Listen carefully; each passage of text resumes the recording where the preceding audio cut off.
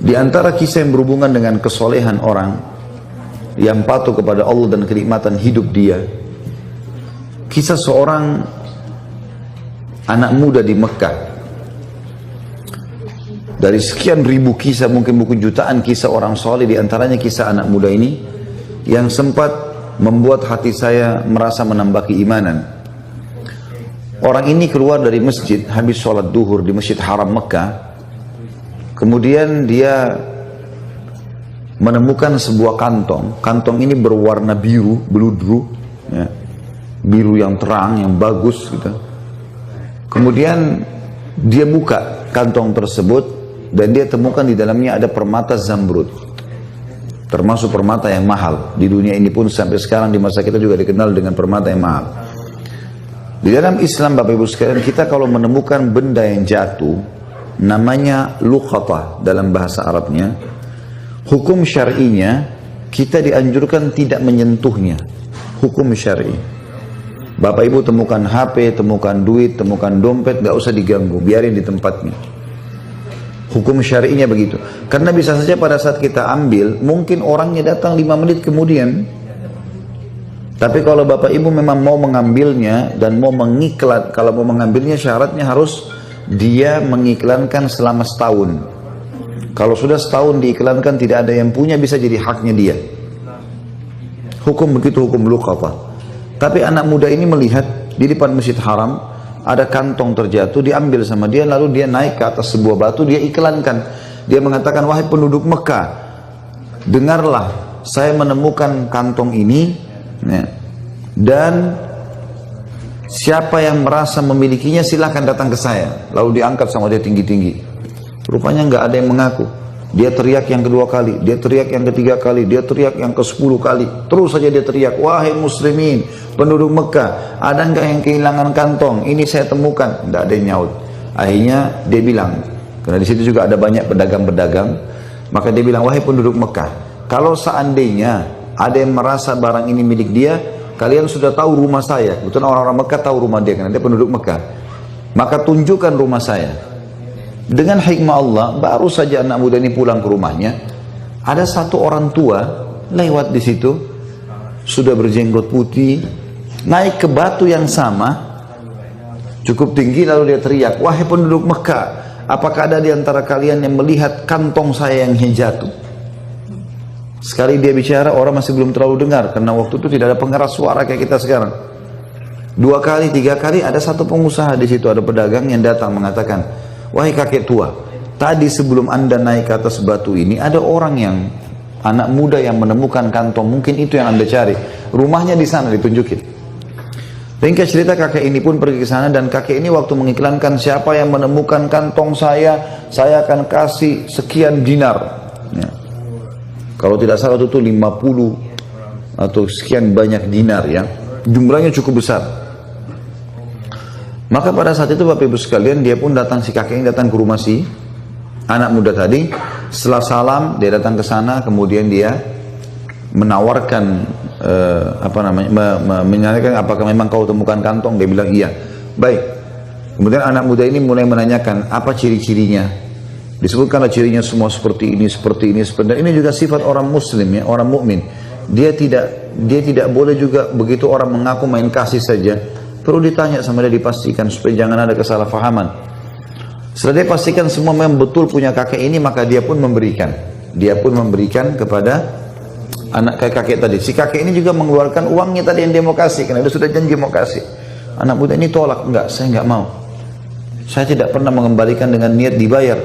Lalu orang tua itu mengatakan, tapi saya sudah niat. Dia bilang enggak bisa, saya tidak mau. Terus saja si kakek tua ini mendesak anak muda untuk terima balasan. Dia bilang dia tidak mau. Sampai akhirnya si kakek tua ini sudah putus asa, dia nggak bisa berikan, dia pulang.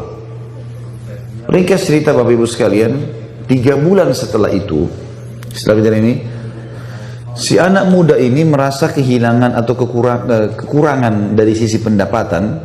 Maka dia dalam hatinya tersirat, dia mau keluar dari Mekah, cari pekerjaan di luar Mekah, karena Mekah waktu itu belum zaman seperti kita sekarang. Dia bilang, saya mau cari rezeki, mau cari modal, nanti saya kembali lagi ke Mekah.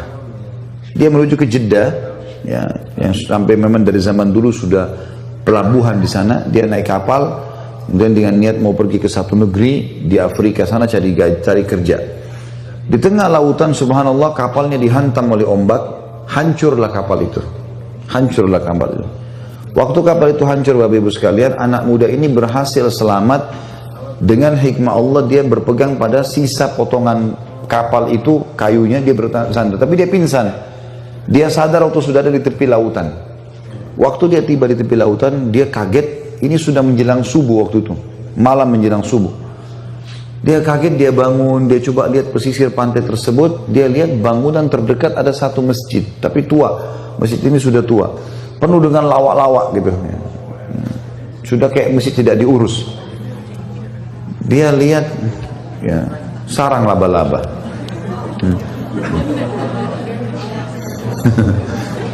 Baiklah. Yang jelas karena sudah tidak dirawat, maka kelihatannya sudah kumuh ya. Dia pun melihat waktu subuh sudah tiba dalam kondisi bajunya basah. Dia baru sadar dari pingsannya, dia bersihin masjid itu semampunya, lalu dia azan di masjid itu. Waktu dia azan, rupanya masyarakat sekitar situ dengar itu kalau ada azan, maka mereka pada datang. Sholatlah bersama anak muda ini. Azan, sholat sunnah, kemudian iqamah, disuruhlah anak muda ini jadi imam. Ditunjuk oleh orang situ jadi imam. Dia jadi imam, dia sholat. Begitu salam, lalu kemudian orang-orang yang bilang, Anda ini dari mana? Kamu ini dari mana? Dia cerita sama dia. Saya dari Mekah, saya naik kapal, kemudian kapal kami tenggelam, saya tiba di sini pinggir pantai, saya lihat ada masjid, udah nggak dirawat, saya bersihkan, sudah waktu subuh saya azan. Kata mereka, kebetulan kami butuh imam, bisa nggak jadi imam di sini? Sekalian mengurus masjid ini, nanti kami kasih gaji. Baiklah. Tinggallah anak muda tersebut 3 bulan. Jadi sekarang sudah 6 bulan peninggalkan 6 bulan dari kasus ketemu sama si kakek tadi. Kakek itu tinggalkan rumahnya tadi di Mekah 3 bulan, kemudian dia baru keluar dari Mekah. Setelah itu tiba di pulau ini, 3 bulan lagi dia tinggal jadi imam. Setelah 3 bulan, rupanya karena dia anak muda yang hafal Quran, dia juga punya ilmu syar'i, ilmu agama yang bisa diajarkan, maka masyarakat sempat suka dengan dia. Lalu dimintalah dia untuk menikah dengan salah satu anak gadis di pulau itu gitu. Apakah kami mau kau nikah dengan anak gadis ini? Bersedia? Dia bilang baiklah. Dia mau menikah karena memang dia masih bujang belum menikah.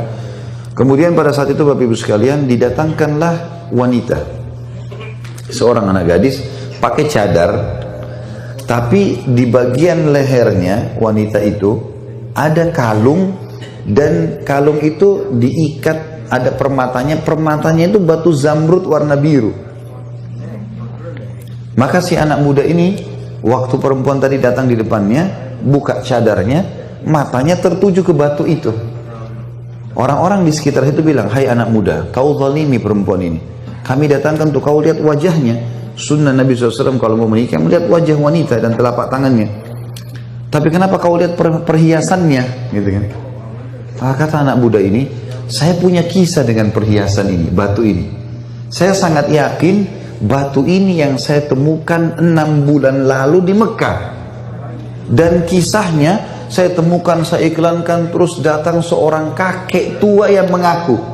Begitu dia bilang kakek tua, tiba-tiba ya, orang-orang di masjid itu mengatakan Allahu Akbar, bertakbir semua. Kata anak muda ini, kenapa kalian bertakbir? Kata mereka, apa kau tahu siapa kakek tua yang kau temuin itu? Dan kisah yang kau sampaikan tentang batu permata, betul permatanya ini dia. Kata anak muda ini, tidak, saya tidak tahu. Kata mereka, itu adalah ayahnya anak perempuan ini. Ayahnya anak perempuan ini. Semenjak dia pulang ke pulau ini 3 bulan lalu, gitu kan, 6 bulan lalu dia pulang ke pulau ini, dia bilang dia selalu cerita tentang kamu, dan dia meninggal sekitar 3 bulan, beberapa hari setelah dia pulang.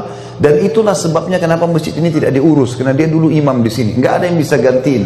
Dan dia sebelum meninggal berdoa, dan kami dengar dia berkata, ya Allah, jadikanlah anak muda di Mekah itu jodoh anak saya. Itu kisah nyata. Kata anak muda ini, subhanallah, saya menikah dengan istri saya ini, maka permata itu yang tadinya dia kembalikan karena Allah nggak mau terima balasan, gitu kan? Dia bilang saya kembalikan, sekarang menjadi milik saya sama istri saya. Berjalan 6 bulan pernikahan selanjutnya, dengan hikmah Allah ajal istri saya datang, meninggal. Maka saya menjadi pewaris tunggalnya permata itu. Dia kembalikan tadi karena Allah balas dia, permata itu jadi punya dia. Kuasa Allah Subhanahu wa ta'ala.